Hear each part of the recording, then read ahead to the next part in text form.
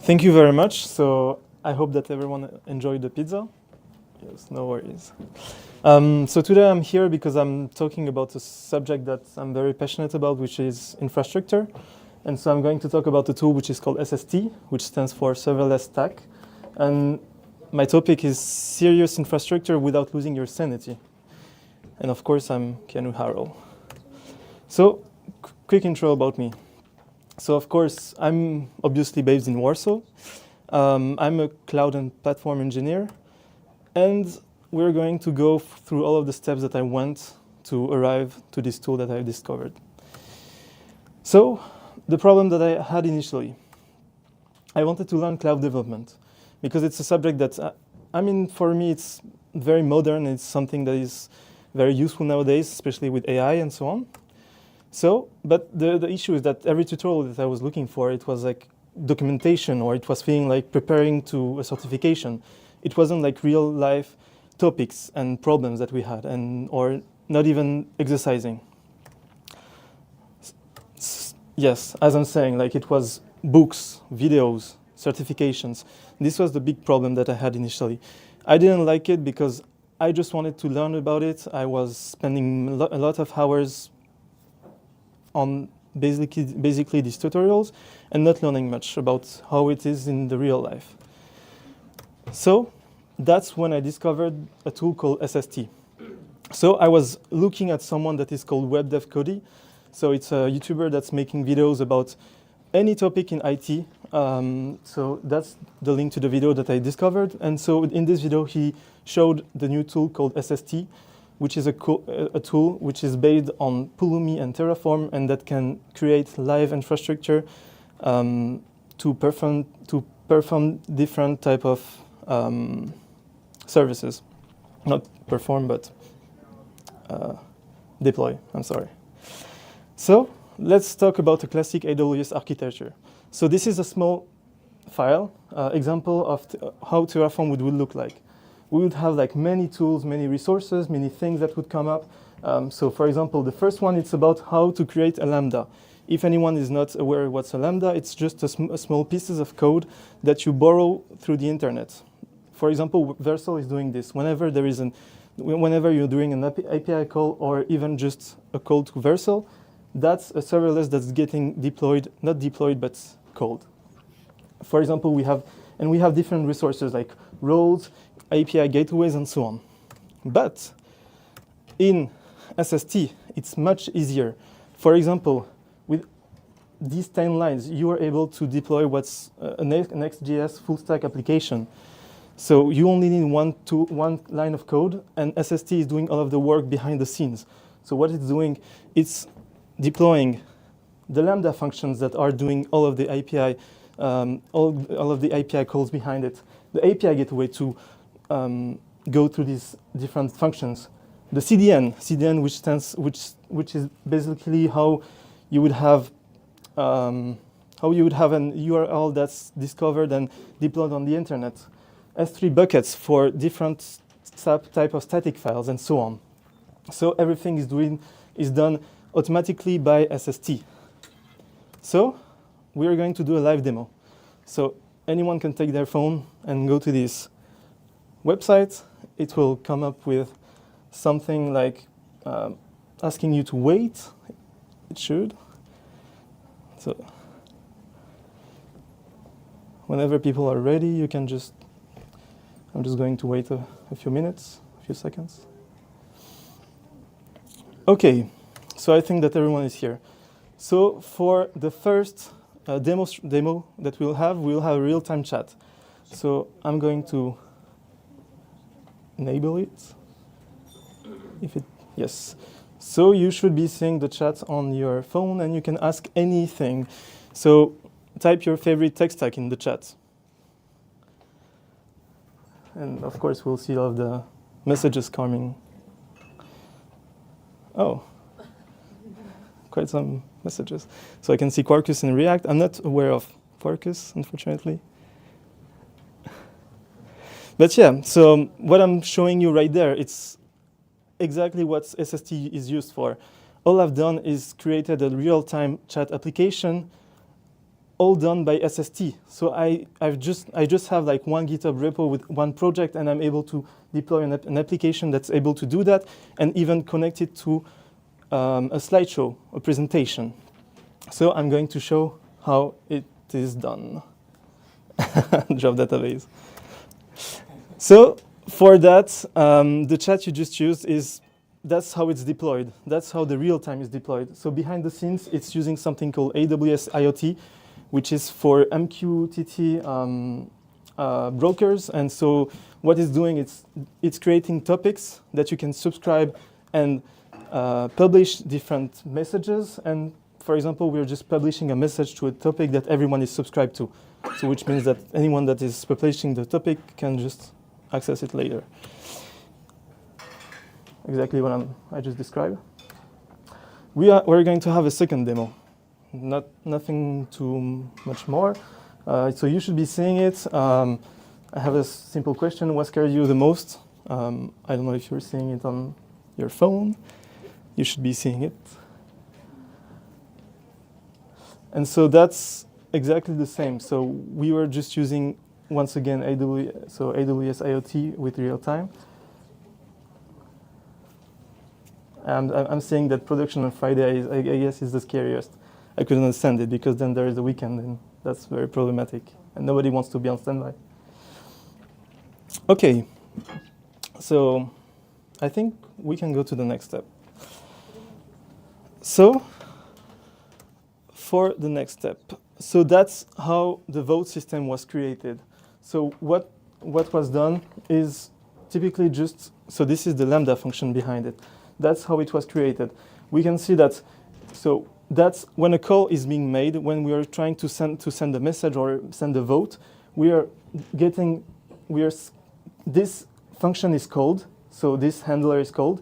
We are getting the vote through the JSON that's being passed. Then we'll just put the vote in the database using ElectroDB, in DynamoDB, in DynamoDB, and then we'll broadcast the event. As you can see, it's very easy, very trivial, and everyone can do it. And that's the good thing about SST. Exactly what I said. It's real-time aggregation. There isn't any error because it's very easy, as you can see. So for now, I'm just demonstrating a few demonstrations. I'm just doing a lot of demos, but we're going to do something together and make an application from scratch. So I'm just going to talk about what SST did for me. So it made me able to do anything that I wanted, so which is learning how to do cloud infrastructure and environments. I was able to not be feared because, so the issue with when you want to do cloud infrastructure, you're getting in front of an AWS account or GCP or Azure account. And when you're deploying a new thing, for example, let's say an EC2, which is a virtual private server, the issue is that you can deploy it, but at some point you can forget about it. And the billing is continuing, like it will not stop until you stop it manually. So that's the issue when you're doing cloud infrastructure by hands, is that sometimes you can forget resources that you've created. And that's when infrastructure as code is coming, and SST is coming. So I've used SST, which is a tool for infrastructure as code, which made me able to not fear anymore trying to do infrastructure, to get instant feedback, because I'm going to show you how is the developer experience. I think that's the greatest experience, because from now on, I've just shown you how is the infrastructure being made. But we are going to make it ourselves. So one of the great advantages of SST is that it has a great local development and live demonstration.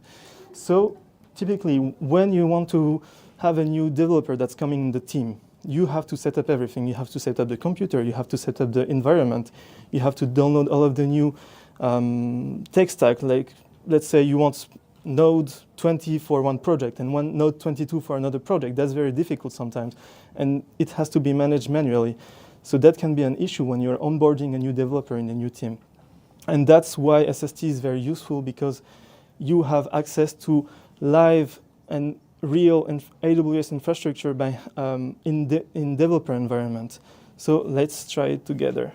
So I've just took, so SST is providing a monorepo GitHub repository that you can just clone and change it yourself to try different actions. I'm going to show a bit how it's done. So we have two main folders.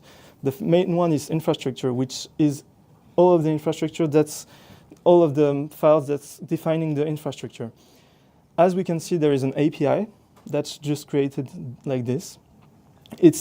We are just saying that we want to have a function called myAPI, and that the handler, so where to find the function, so it will be located in package, functions, src, and API. And that's where the API will be. We have a storage, which is an S3 bucket, so S3 is simple storage service, and a database that will be done later. We have this main file, which is the main file, the beginning of the project, and that's where everything starts. As you can see, we have the project called monorepo template because I haven't changed the name. The removal, there is some guardrail and protection for production mode, which stops us from removing the production, which is very useful. And I mean, we're just going to launch it because I think it's easiest. So I haven't launched it yet, so it will be live. So as you can see, I've just done dev, which is for starting the developer environment. Oh, I'm having an issue, unfortunately. Okay, wait 1 second. So that's the part of live development. Oh, I know why. Yes. Okay, that should be it. So it will deploy right away automatically because it's listening to all of the events and the thing that we're changing. And right now, you can see that it's creating the AWS infrastructure behind it. So it's creating the bucket that's going to handle and store all of the files and, the function by itself. We're going to have the role because AWS is working with roles, and that's how it works. So as you can see, it's already done. So we have access to the function. So if I open it, it can take some time because there is a cold start. But as you can see, the function is live. So anyone can access it on this website, on this URL. It's current. So let's take an example. We want to add, for example, a database. We want to add a DynamoDB database. If people are not aware what's DynamoDB, it's a NoSQL database, pretty much like, let's say, MongoDB, but for AWS. And it's serverless, so which means that we don't have to provision it, and when we don't have users, we are not paying for it. So I'm going to enable the Dynamo infrastructure. So I'm going just to say, okay, I want to have this type of database. So let's not care about how it's done because it's not a problem for right now. And let's see what we can do. So I can add what I changed and put DynamoDB again. Here in my API, let's wait for it to deploy.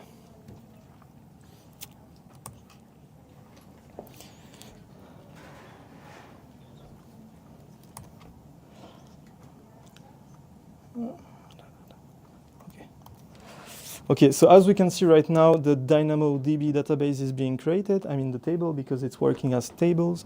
And I mean, it will come live, and then we can try to use different things. Oh, so it's already done. So right now, the DynamoDB is live, and we can access it. So let's check it by going back to the same URL. Oh, we have a problem. So we can go to this place. Okay, no, I think it should be good. It was just some cache. Okay, so as you can see before, we didn't have this database object in the JSON that was provided by the API call, and now it came back, and now we can see it, and we can see the name of the table and the name of the bucket. Now let's try. I've prepared some routes, some curl that we can do. So as we can see in the API, there is mostly 4 routes. The first one, which is just getting back a message, and the bucket and the DynamoDB, a name, a health check, which is just a health check, which comes with status. Then the events, a post events, which is to create an event in the database, and then a get events, which is getting all of the events in the database. So what I can do right now is I can use this curl to access it. So let's get, for example, this one. We are going to put it here. I just need to fill in the API URL that I'm getting right here.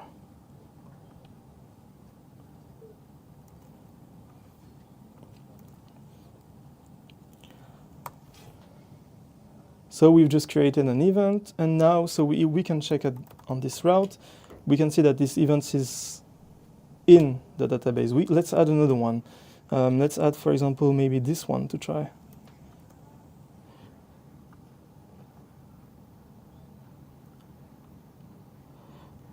Oh, I'm sorry.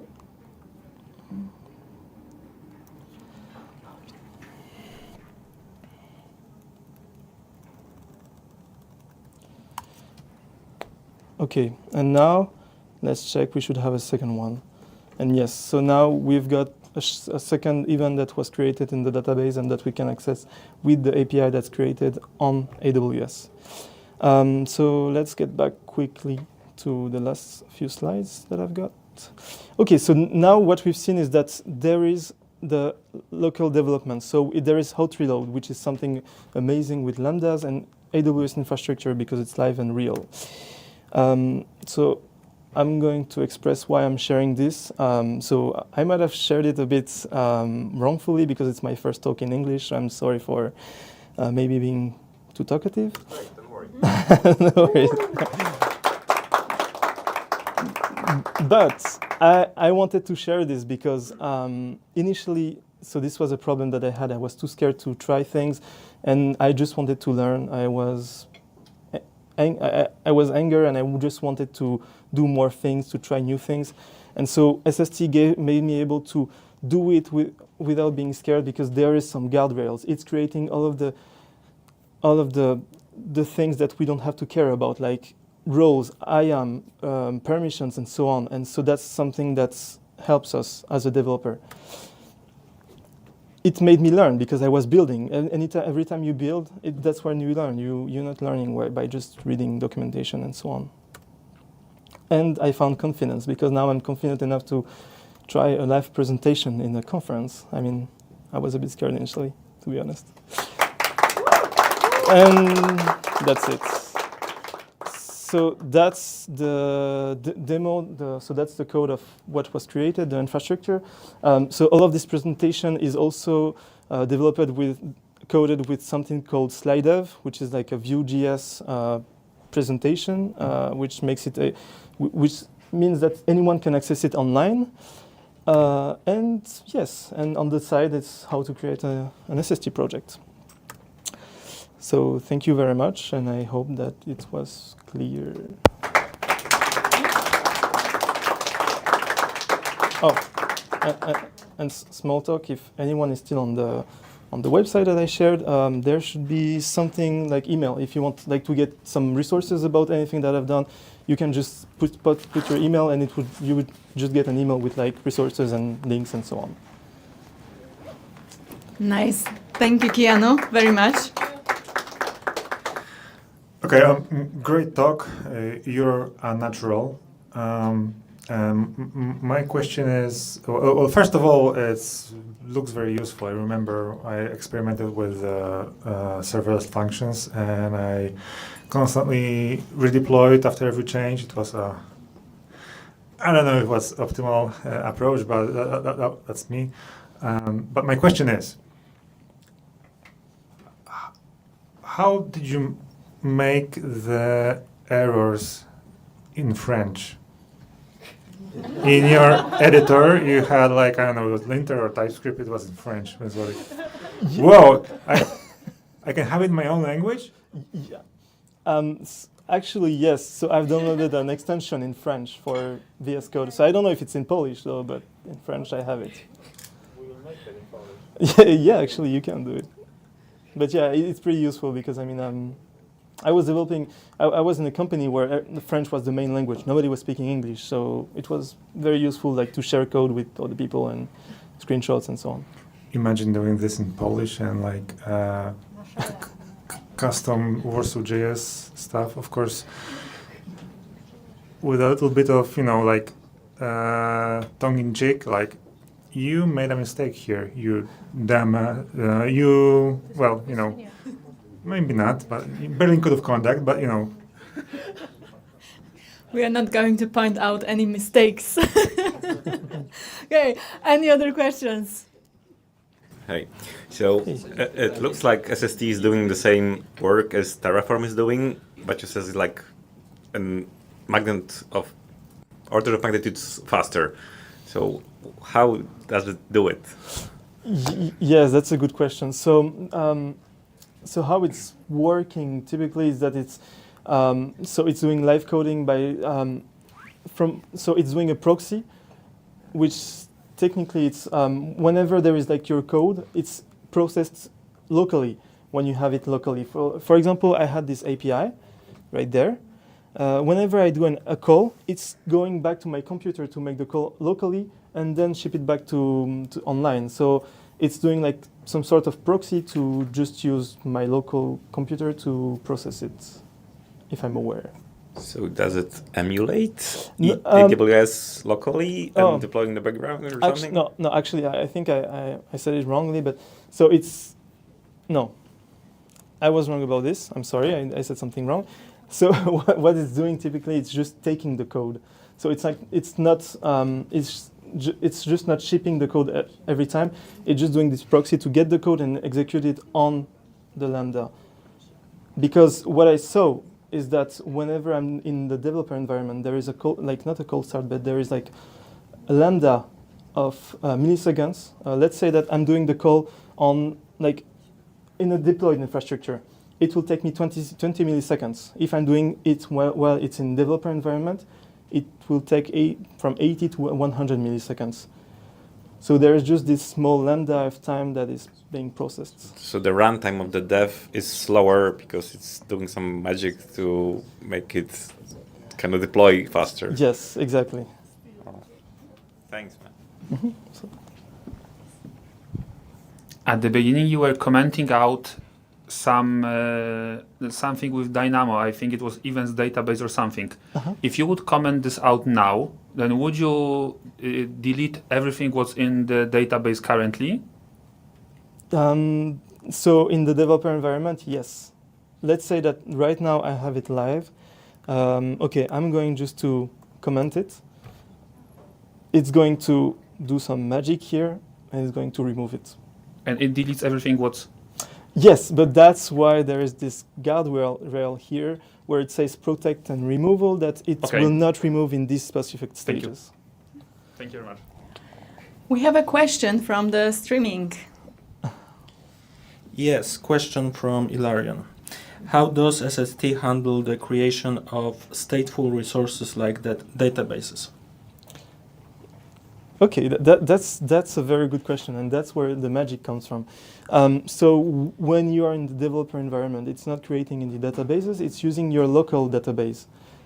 And so what you have to I mean, it can create it actually, but you can also have either it creates it automatically and you have it online. Let's say like right now, I want to have, okay, I'm going to uncomment it, but right now I can create an RDS database that I can access, or even Neon, because there is multiple providers.